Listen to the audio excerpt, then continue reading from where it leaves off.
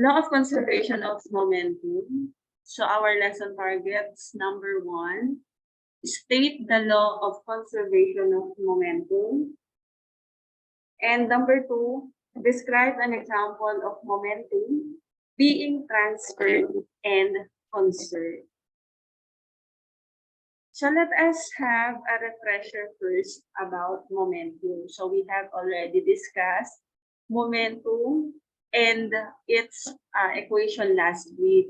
So momentum is a property of a moving object that makes it hard to stop.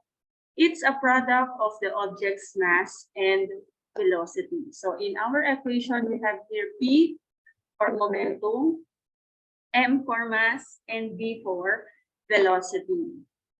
So ang unit po for mass is kilograms, velocity is meter per second.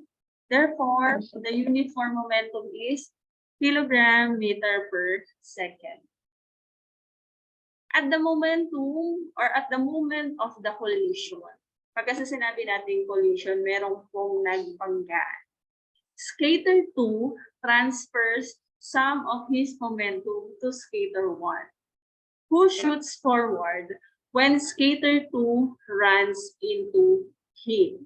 So whenever an action and reaction such as this occur, momentum is transferred from one object to another. However, the combined momentum of the objects remains the same. In other words, momentum is conserved. So this law po is the law of conservation of momentum. So let us illustrate po the example.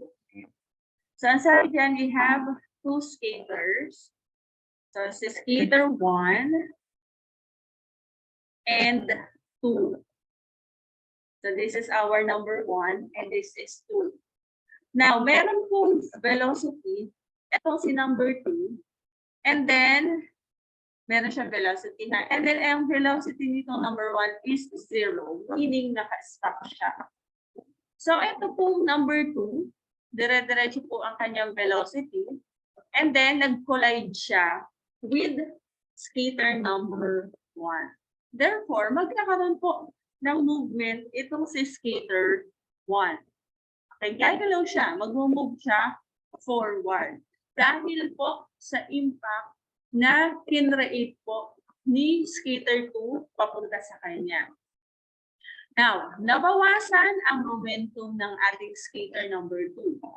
Lumipat siya kay skater number 1. Therefore, the momentum is transferred from skater 2 to skater 1. Meaning, nagkaroon po tayo ng tinatawag na law of conservation of momentum. To further understand the law of conservation of momentum, so ito po yung ano niya, yung pinakalaman. So for 2 or more bodies in an isolated system acting upon each other, their total momentum remains constant unless an external force is applied. Always remember, momentum can neither be created nor destroyed, but it can be transferred from one system to another. Okay, so as you can see, we have here the general formula or the general equation for the law of conservation of momentum. Letter M stands for mass, letter U is the initial velocity, and letter V is the final velocity. This is the equation before the collision. So meron po tayong dalawang momentum sa ganitong itsura ng equation natin. So this area po is the data that is given before the collision. And this area is the given after the collision. Okay, so as you can see, we have here 2 bodies. So mass 1, mass 2. The initial velocity of mass 1, the initial velocity of mass 2. Next, yung mass before the collision is the same lang po as the mass after the collision. Ang nagbabago lang po sa kanila is the velocity. So pagdating po dito kay after the collision, V1 and V2 na siya.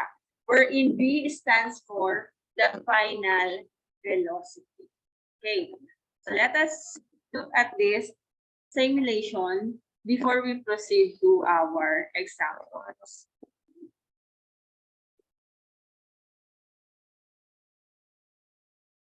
Okay, so we are in the simulation of momentum. So the color green is the velocity and blue is the momentum. So as you can see, we have here the first object, which has a mass of 0.5 kilograms, and the pink one is 1.5 in kilos. So that's ang nature or impact nila once na sila ay magkaroon ng collision. Okay. So let us have, ayan, so wait lang po. Okay, so let us try if pink, ayan. Okay, so as you can see, ayan, bumangga po si pink kay blue. Nagkaroon sila ng collision. And the moment po na magkaroon po sila ng collision, nakita niyo naman po yung movement ni blue. Masyado pong lumakas yung kanyang velocity or tumaas yung kanyang velocity. Ibig sabihin, ito, yung ating pink na yan, stop muna natin. So, itong pink na yan, bumangga siya. So, pakita lang muna natin. Ano? Ayan. So, ibig sabihin yan, mas mabigat si pink, lesser po ang mass ni blue. And then, observe nyo pag bumangga sila. Kung sino po yung mas magkakaroon ng movement dyan o yung tilapot. Okay. So, as you can see, mas naging malakas po yung impact ni blue nung once na bumangga siya. Bakit po? Kasi medyo mabigat po si pink kesa sa kanya. So, ang tendency, mas malakas yung magiging movement niya or yung impact sa kanya. So, kung ano man po, yung nawalang momentum kay pink, yun po ay lumipat kay kulay blue. Alright? So, let us go back to our slide. Okay. So this is an example, a typical example of momentum wherein you can see the pendulum. This is a pendulum. So as you can see, meron tayong movement dito nung isang ball niya. So nirelease natin siya pababa, bumagsak siya. Nagkaroon ng movement itong 1, 2, 3, and 4 na bola. Dahil po sa pagbangga niya doon sa linya ng balls na yan. Next is, if you are playing pollen, marbles, ayan. So, di ba pag pinipitik natin yan, and then, yung tendency na huminto, yung pinitik nating marble, pero magkakaroon ng movement, itong ibang marbles na katabi niya. Kasi, nag-transfer na po yung momentum niya sa ibang marbles. Okay. And as you can see here, we have one animation. So, yung truck and car. The truck has a mass of 3,000 kilograms and the car has a mass of 1,000. And the velocity of the car, 15 meters per second. While dito po sa car natin, wala po muna siyang velocity. Ibig sabihin, 0. Ayan. Okay. Now, napansin nyo, bumangga po yung truck dun sa car. From being 0 ang velocity ng car, naging 15 siya. At from being 20 before, nung bumangga siya kay car, naging 15 na lang po yung velocity ni truck. Ibig sabihin, yung kanyang binawas sa velocity at momentum ay napunta po or nag-transfer sa kotse. Okay, now, let us try analyzing the problems here. So we have here the problem number 1. So be ready with your calculators. Okay. So always remember, yung mga data na mauuna, sila na yung papangalanan nyo as mass 1. Okay? 1 siya. So let us proceed. So we have here 10 kilogram ball. So let us name this as mass 1. Okay. So lahat ng details about 10 kilograms na ball, 1 na siya. Ha? So a 10 kilogram ball moving at 10 meter per second. So this is the initial velocity of number 1. Collides, ibig sabihin, ito yung before niya, bago sila or bago siya bumangga.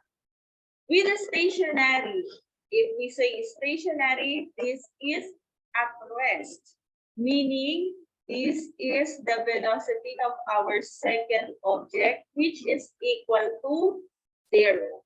Bakit 0? It is in stationary, naka-rest lang po siya. Okay, next, we have here the 5 kilogram ball. So 5 kilogram ball is our M2. After the collision, the 10 kilogram ball, so this is our mass 1, is moving in the same direction at 5 meters per second. So meaning, this is the velocity or the final velocity of our first object. Because it is after, indicated po sa question natin is after, meaning that is after the collision. What is the velocity of the fifth ball? Ano ba yung fifth ball natin? Our fifth ball is our M2. So ang hinahanap pong velocity is the final velocity of our second object. Now, let us list down first all the given. So, meron tayong M1, that is 10 kilograms. Yung U1, 10 meter per second. Yung U2, that is 0. Next, M2 is 2 kilograms. And the V1 is 5 meter per second. Ang missing po is our V2. Let us write the formula for the law of conservation of momentum. So that is M1 plus M2 U2 equals M1 V1 plus M2 V2. So ang nawawala natin si V2, ito siya. In this case, we are going to divide this by V2. So let us have muna this one. Okay, change ko na natin yung formula niya.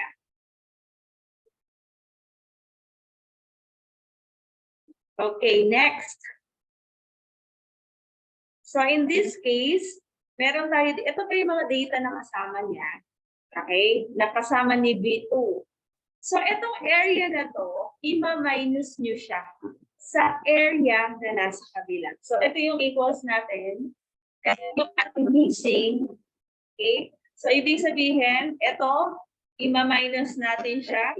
Lalagay natin minus M1 B1 plus M2 divide by B2. Alright? Now, substitute. Tama na po ba yung aking data? So, let us have 10 kilograms. Tapos yung ating U1 is 10 meter per second. Plus, M2 is 5 kilograms. Yung ating U2 is 0. Minus, M1 is 10 kilograms. V1 is 5 meter per second plus, what is our M2? That is 5.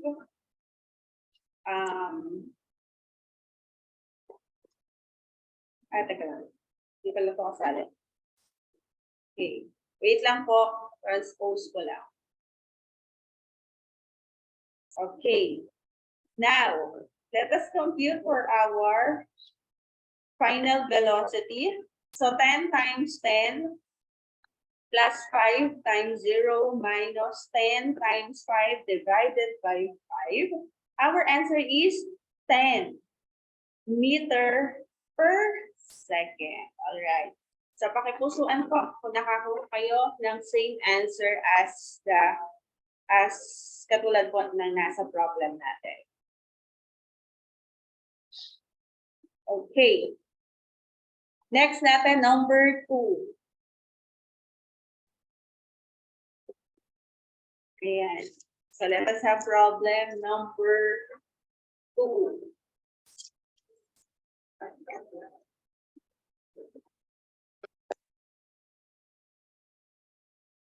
So a car with a mass of 1,000 kilograms. So this is our M1. Tulad ko na po, para hindi tayo malito. So our M1 is 1,500 kilograms. Traveling at 25 meter per second. So that is the initial velocity of our first object.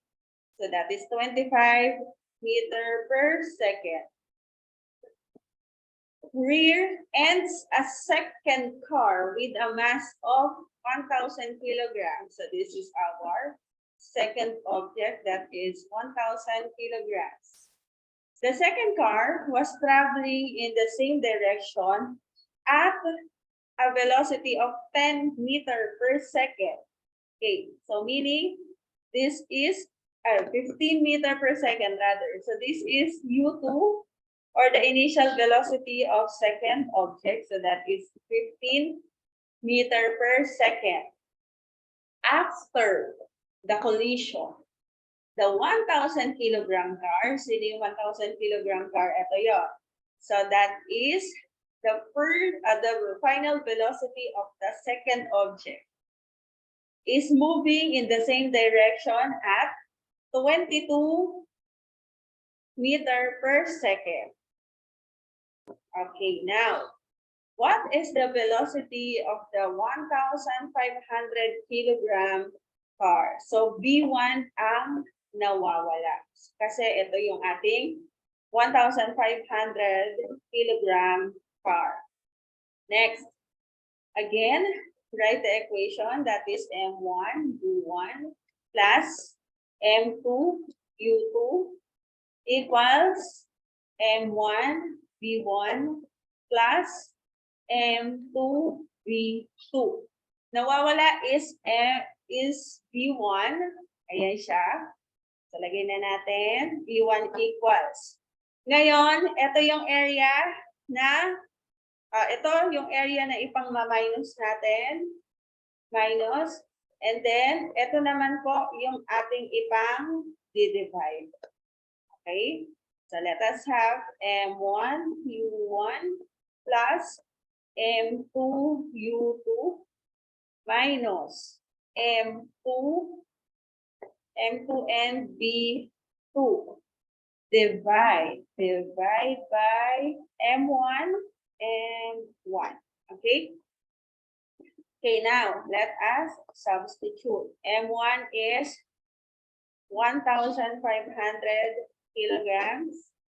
U1 is 25 meter per second plus M2 is 1,000 kilograms and U2 is 15 meter per second minus M2 natin is 1,000 kilograms.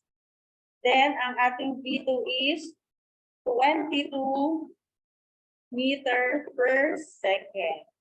Okay, now, what is our first or the velocity of our first object? So, compute po. What is the velocity of our first object?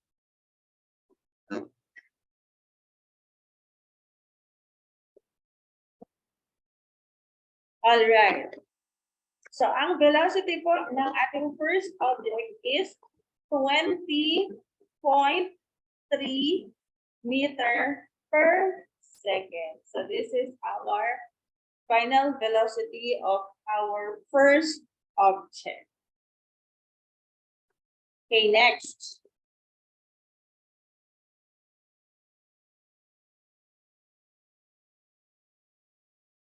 So for problem number 3, a 10 kilogram ball, name na natin siya as M1, is moving at 13 meters per second. So this is the initial velocity of mass 1.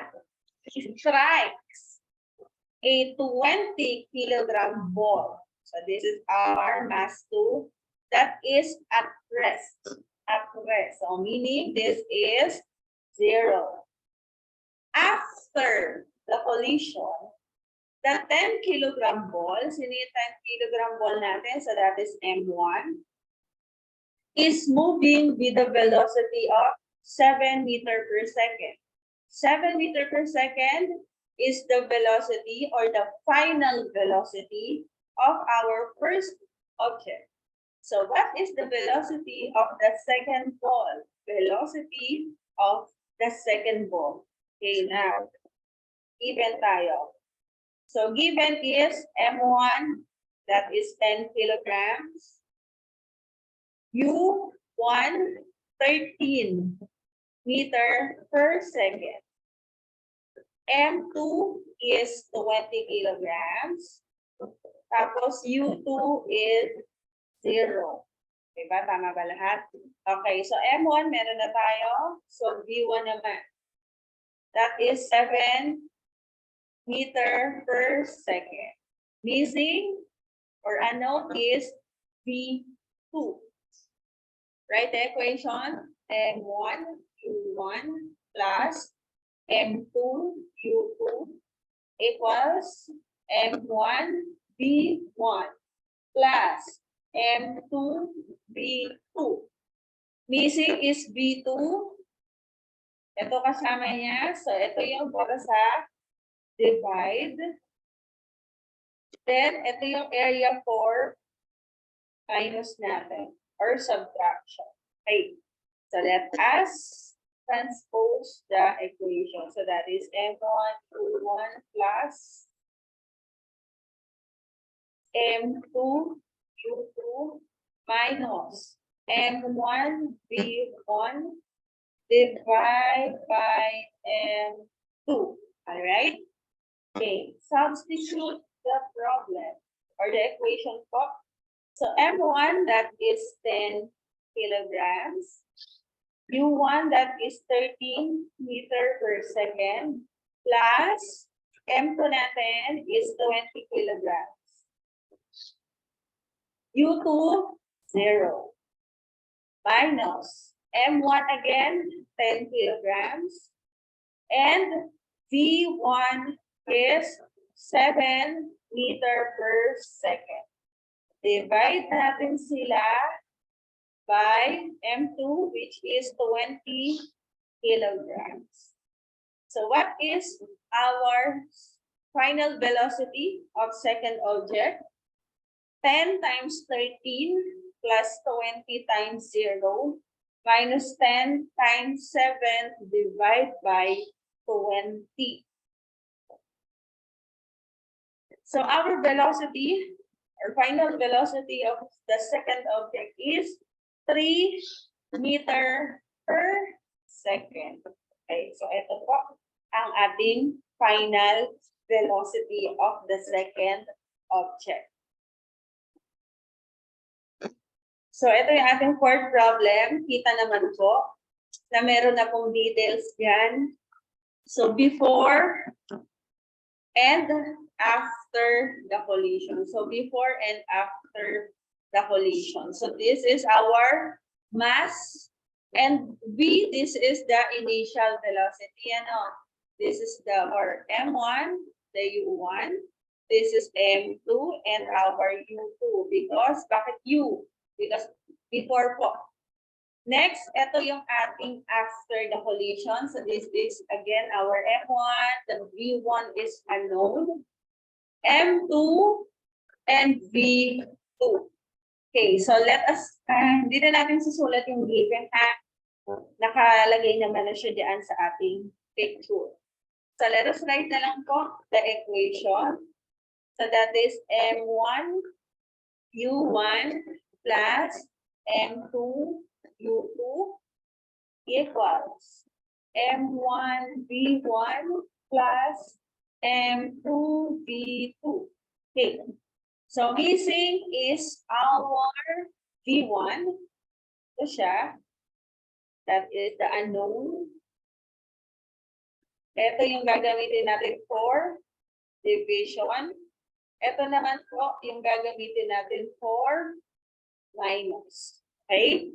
Now, V1 is missing. So let us have M1, U1 plus M2, U2 minus M2, V2. Divide by our M1. Substitute. M1 is 3,000 kilograms plus or times rather 10 meter per second plus M2 is 1,000 kilograms and its velocity is 0 minus M2 is 1,000 kilograms and V2 is 15 meter per second. So divide natin silang lahat by our M1 which is 3,000 kilograms. So what is the initial or the final velocity of our first object? So 3,000 times 10 plus 1,000 times 0 minus 1,000 times 15 divided by 3,000. Our answer is 5 meter per second. So ito na po yung naging final velocity ng ating first object in our sample problem number 4.